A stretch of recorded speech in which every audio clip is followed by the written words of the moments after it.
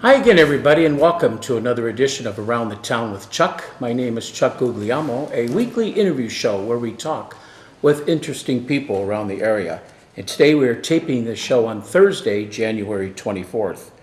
And I'm proud to have with me today Stephanie Evans, who is the Director of Marketing and Admissions at the Lantern of Madison. Stephanie, thanks for joining me. Thanks for having me. We are here to talk about a disease, unfortunately, that is growing, and it's Alzheimer's disease along with dementia. And the thing that got me hooked was this one statistic I saw in a pamphlet. Only 9% of Americans have a zero risk of developing Alzheimer's disease, which means 91 out of 100 of us have that chance. Yes. That is alarming. Yeah, that's a statistic that our CEO came out with recently, and it's pretty amazing that grabbed your attention, but it's very alarming, and more, that's what we're seeing. In our facilities alone, we probably have, we have assisted living and dementia care in our facilities, but I would say that 90% of our folks that are in our facilities have Alzheimer's or dementia. So cognitive impairment of some sort. And they have two facilities, the Lantern of Madison and the Lantern of Saybrook. Are there any differences between the two? Or are they we actually have three. Three? Oh, what's the third one? We're in Chagrin Falls as well. Oh, okay. So it's called Chagrin Valley. Okay. Any differences between the facilities? Or they all offer the same thing? We vary in sizes. Madison is our largest. We have 97 beds there. Madison was our first location. That is where Gene came up with the concept of bringing the outside indoors. So he came up with the concept of our dementia unit, which is the design for Saybrook and Chagrin Falls location. And Chagrin is the one that has gotten most of the notoriety, and it kind of went viral several months ago. We were all over the news, Fox 8, and kind of just it was a big blow up. So the design of it is that it's little houses throughout. So it's pretty neat. It's a great concept, but half of the facility is assisted living, and then the other half is our dementia care. So Alzheimer's and dementia are very closely related, but what would be some differences between the two? Well, actually, Alzheimer's is a type of dementia. So dementia is the umbrella, and Alzheimer's falls under the umbrella of dementia. So you have several different types of dementia. All of them are a little bit different. Alzheimer's is the one that is most common because of the Alzheimer's Association. And the thing about Alzheimer's is you cannot diagnose it until someone actually passes. So you have to do a biopsy of the brain. So it's pretty interesting that most people just lump everybody into that Alzheimer's disease. There's a type of dementia that is actually, to me, is most terrifying. Its onset starts out in about the age of 40 to 50. And a lot of people are seeing it more often. It's frontal temporal lobe dementia. And we have several people just in our facility with that. And that's something that people should know more about. But we should know more about the different types of dementia instead of just Alzheimer's. I've read somewhere, maybe it was in here, but women seem to get it at a lot higher pace than men do. Any research as to why that might be? There's guesses. A lot of us women tend to think that it's stress induced. We're under a lot more pressure.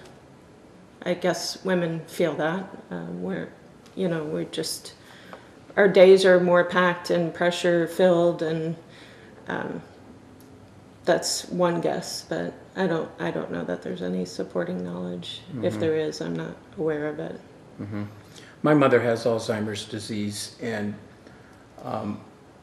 it can be devastating on the caretakers. Any advice you have for caretakers on? Yes, take breaks. Your health is so important to the care of the person that has the disease. What's really unfortunate is the caregiver never takes time for themselves. All of our locations have daycare services. We have a lady that comes in to our location. She comes for as little as 2 hours, 3 days a week, and we charge by the hour for that. There are other facilities that do this as well. So please take the time, call the Alzheimer's Association, if you can't afford it, please find nonprofits that'll offer that service to you, because your health is very important. What ends up happening many times is the caregiver passes away before the person with Alzheimer's or dementia, because those people are so very healthy, and the person providing the care is at wit's end most of the time. So there are people that are there and resources for help. What are some of the early warning signs that somebody may be having dementia or Alzheimer's?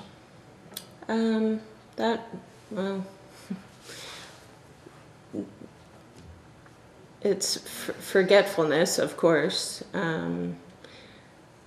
It's hard for me without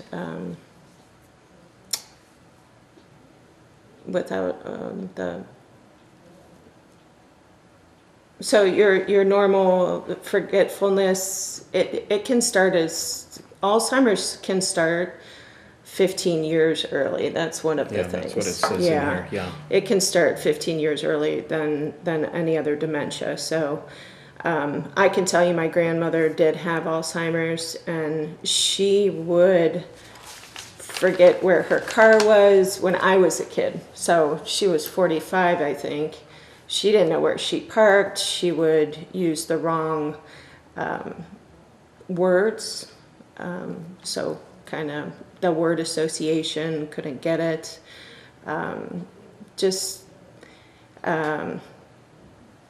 There's so many, there's so many stages that go into it. But I really can't think of them right now, to be completely honest. Sleeping disturbances. Oh yeah, could be sleeping bad. is huge too. Yeah, we call it sundowning is another one, where you're just wide awake, and you just are not able to sleep. There's a lot of panic and anger associated with Alzheimer's as well, and what that is you can't remember. So you're trying to remember, you should be doing something, and you're panicking because that you just can't grasp it. And they get very frustrated themselves. Yes. So that turns into anger a lot of times. So, one of our things that we do in our dementia unit is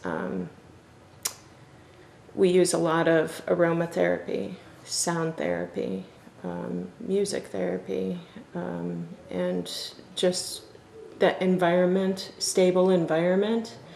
What I found amazing is I came from a special ed background, and when I came into this environment and saw what they did in the unit, I was amazed, because there's so many similarities between special ed and dementia care. Just a stable environment is really important for anyone with dementia or Alzheimer's, just as it is for someone with special ed. So our ceiling in our unit and in all of our facilities goes light and dark at 7 a.m. and 7 p.m. to provide that stable environment, so that our folks know at certain times of the day when they need to start getting ready for bed, and we reinforce things with herbal teas. And I tell people all the time, if, we do dementia talks around that area. We've started going into senior centers and trying to help people that can't afford our services, giving them some gentle, things they can do at home if they're caregivers, and, just having routines set up every night, doing the same thing, doing teas, doing your dinners, doing your meals at the same time, having the same amount of meals in a day, certain things like that. But just a stable environment really helps our folks. Stephanie, what are some of the activities, if they're not in their real bad stages, that your facility lets them do that they enjoy? So all of our activities in our unit, our dementia unit, which we call SWAYUS, we call it SWAYUS. That's a Sanskrit term meaning life full of vigor, because we believe anyone's life, the rest of their life, should be fulfilling. So all of our folks that are in our units, any activity that they do have to have the outcome has to be increased blood flow to the brain, because that is the only thing that we know that will decrease the symptoms of Alzheimer's or dementia. So there's no cure for the disease, but we do know that if we can increase the blood flow to the brain, we will decrease the effects of Alzheimer's and dementia. So some of the things that we do, you will walk into our unit at any time during the day when activities are happening, and it might look like a school. You will see handwriting happening. You'll see painting. We've built volcanoes with paper mache and painted them and kind of blown those off. We do science. We do social studies. We do reading. And we do have varying degrees of folks there in different levels. So we have, they're all in different stages there. So we might have 3 different tables going depending on what the project is. But we could be doing math at one table. We could be doing writing at another and painting at another, or just coloring or something. But all of our activities have to have that increased blood flow to the brain. Is there a certain time of the day that you do these activities? Yeah. Are they more like early afternoon, stuff like that? Yeah. So we try to do activities from 10 to 4 during the day. Middle of the day there. So that when people would normally be working is when we would be doing those activities. Mm-hmm. Yeah. On this pamphlet that I have in front of me, which is very good information, I love it a lot. There's 4 kind of behaviors that I want to mention and see if you can describe what that is for the patient. One is a non-aggressive verbal behavior. Non-aggressive verbal would be, as far in what context? Like babbling, screaming, the patient will do that. They consider that a non-aggressive verbal behavior. And what stage are they talking about? It doesn't really say the stage. Just says babbling, screaming, or repetitive questions. It's frustrating to the caregiver and family members. Yeah, like where my mother's at, there'll be a patient that'll go 999. Just repeat 999. Yeah, we have people. I mean, we do have that. Some people do tactile too. We have some people that do this all day long. Yes, I noticed that too. It's more soothing. Yeah, they all do something They're self-soothing. differently. Yeah. So it's much like special needs where they'll do that. They're just soothing themselves. Okay. But I mean, I'm not. I know that we have these and we give these out. But like where my mother's at now, in her case, I can hardly hear her talk. She mumbles real low. Mm-hmm. I can't make it out what she's saying. Yeah. She's more on the quiet side. Yeah.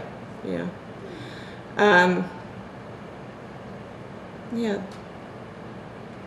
I'm not sure what, they're just describing some things that might be happening at, yeah. So, yeah.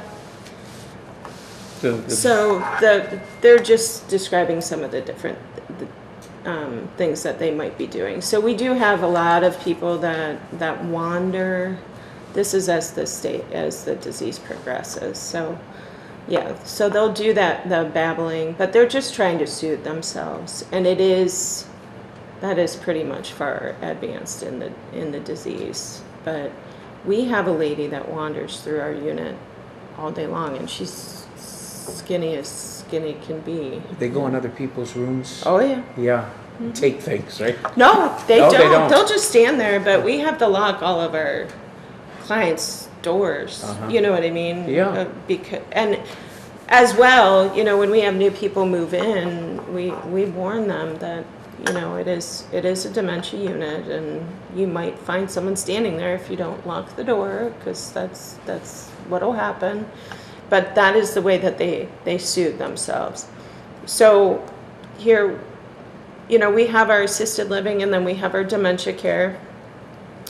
We will not, you know, we take people into our assisted living that have dementia. We will take them in. We don't, how should I say this? We don't tell someone that they can't be in our assisted living if they have dementia. We will suggest to the family that they should probably be in our unit if they are advanced. But sometimes families don't want to recognize, you know, that their loved one should be in a certain situation. So we've taken people into our assisted living that should be into our unit, and they'll come in and they have the, you know, what we call elopement, is them trying to escape the building. And that's a panicky feeling, you know, it's because it's such a big facility. They've never been there before.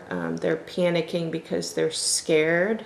Their disease is really, I mean, it's scaring them for other reasons. So we will eventually, if they're trying to get out of the building a lot, then we have to move them into our unit. And they do try to do that, don't they? Oh, I mean, it just depends on the person. So, you know, as an admissions person, I have to premise with families all the time. Like you know, and here's another thing. Most of our folks that are coming in are in their 90s now.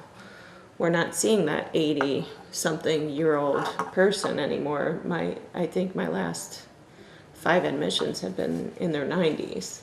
So you don't really know how they're going to react coming into a community. And I premise it with the families all the time. I'm not sure how mom or dad's going to react to being here. So, you know, I'll be happy to take them into this you know, this room, and we'll see how things go. But if, you know, because of their disease and where they are, they're kind of in the middle of being kind of needing the unit, but not really needing it yet. You know, there's a possibility that they might have to go there. So I want you to know that. So we always premise that. Is there any way, Stephanie, of knowing if the patient that with the Alzheimer's disease or dementia is suffering from pain and they can't express it? Is there any way that you could tell that? We just had a CEU last night with Dr. Jim Collins from Bellicare Hospice, and it was about dementia and dying, and we were talking about that. And there are physical cues, you know, there are ways that people move. I mean, and I think that sometimes it's us knowing the client, or family knowing. You know, my grandmother, when she was passing, she was on hospice, and she was in a hospice house, and the nurse kept telling me, she's not in pain, she's not in pain. But I knew she was by the way that she was moving. So I think a lot of, you know, I don't know that there's an exact science on that. I really don't. He didn't really say that there was, but I think there's, they will tell you if you ask them sometimes. I think also sometimes they just don't know that they are. There's just not an awareness there. So, which is, a godsend. It is a godsend. We have people that have Alzheimer's that have broken bones, and they will get up and walk on a broken leg. That will walk across, Unbelievable. it happens. We're mortified. We really don't know. And it happens in in the hospidals, and you just don't know how they do it. You don't know how they do it. But at some point, I think their pain just shut off. It really shut off. But we were talking last night about Parkinson's. Apparently is a very painful disease, and nobody knew that. So there's a lot of studies out there that we're finding different things every day. We really are. At your facility, the Lantern, of course, you're the Lantern of Madison. You said the Lantern of Saybrook and the Lantern of Chagrin Valley. Of course, assisted living. You got other patients there besides Alzheimer's and dementia. Assisted living obviously means that the patient's got to be able to do some things on their own. How does that work at your facilities? So most people come to us because they are feeling unsafe at home, possibly. Oh, okay. Maybe they've had a few falls. They're a little unsteady. Maybe they just don't feel like cooking and cleaning their house anymore. We have independent living in Chagrin Valley. We have some rooms that are kind of considered independent living in Madison, but they're still part of the assisted living. They're just a little bit farther away. But we have caregivers and LPNs on staff 24 hours a day. So, we have levels of care. So when you come into the facility, you actually are given an assessment by a nurse, and we find out what your level of care is. So if you come in and you just don't feel like cooking and cleaning anymore for yourself, and you want us to cook you meals, there's no charge for that. You're just paying for your suite, which is like an apartment. You bring your things in, so you're surrounded by your items, and you can have a car there. You could come and go as you please. You have the safety of our building, and having the caregivers and the staff there just is an assurance, a safety assurance. But there's 4 levels of care. So as your care goes up, our next level of care is medication administration. So, one of the things that I see most often is mom or dad just can't get that medication straight anymore. There's too many meds. They're forgetting to do morning meds or night meds, or they're taking 3 days in a row. They're coming to me from the hospital because they forgot to take meds, or they fell, something like that. So, we have level 2, level 3, and level 4 care. Level 4 care being the highest care need. That's usually the people that have been with us for the longest amount of time. But we can pretty much take care of pretty much anybody, and our philosophy is we don't want to take away what you can do. We want to encourage you to keep doing. We want to encourage your independence as long as possible, because once we take your independence away from you, that's when depression starts setting in. When people can't do things for themselves anymore, then they really start being depressed. We have a very vibrant activities, life. We go out shopping once a week. We do lunches out. We try to do activities from 9 to 4, Monday through Sunday. So keeping people busy is half the battle. All about staying active, right? Yeah, yeah. Back to Alzheimer's for a minute. It says here, early detection does matter. Do you ever see, how do I want to say this, medically speaking, that we will be able to slow this disease down? I think the only way, there's a lot of studies out there, and this is funny as well. Not funny, but strange. I was at a chamber meeting, I don't know, in November, I think. And one of the flyers that was passed out was a yoga studio was talking about how you get up in the morning and you do some deep breathing exercises, and then you spin this way and that way and this way and that way, and it's supposed to help your brain and keep your brain healthy. And then you should go around the room and name everything you see, because it's also supposed to keep your brain recognition. So I think the more we realize all these little things that we can do to keep our brains healthy, we're going to stay healthy longer. But we've really not taken care of our brains for a very long time. It's like taking care of our feet. We don't do things like that. We ignored our brains. We stress ourselves out all day long, all week long, and then we relax, and the way we relax is to just sit in front of a computer or a TV or a phone. But we need to realize we need to exercise our brain too.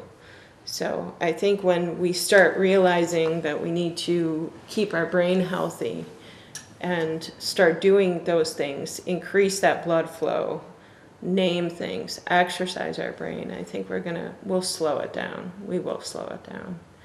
But what we're seeing now, unfortunately, is a lot of dual diagnosis, where we get the dementia with bipolar disorder, or it's a strange thing that's happening lately. It's kind of a flip. And I'm not sure why it's happening. I'm not a nurse, so I can't really say why it's happening, but it's kind of a turn in the last 6 months. So I'll be interested to see where that's kind of going. But so it's like a psychological with the neurological.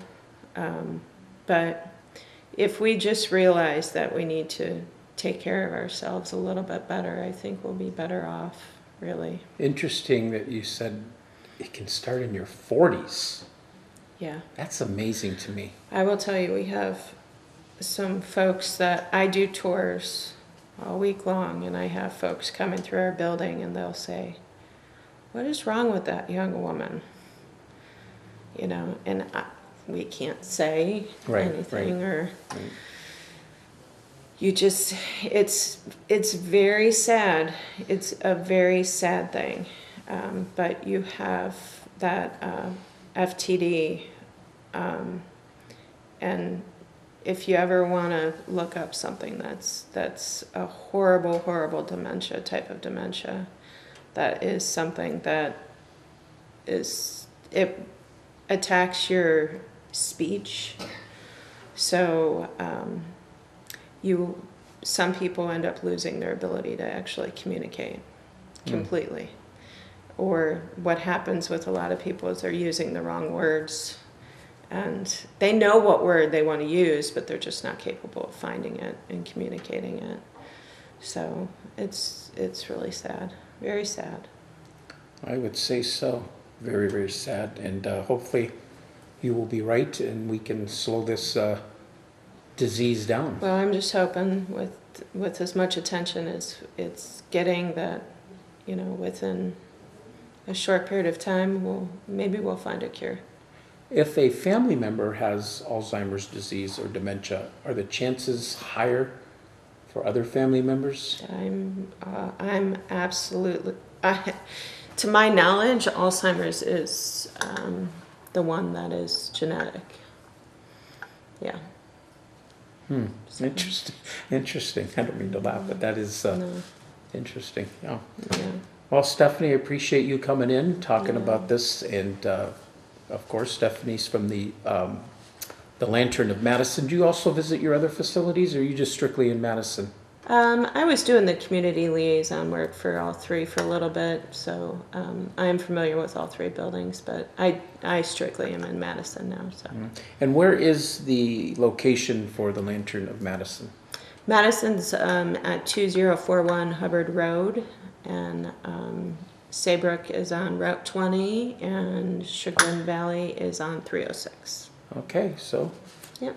if you need some assisted living, that might be a place you want to check out. Stephanie, again, thanks for being my guest. Thank you for having me. Stephanie Evans from the Lantern of Madison, my guest today on Around the Town with Chuck.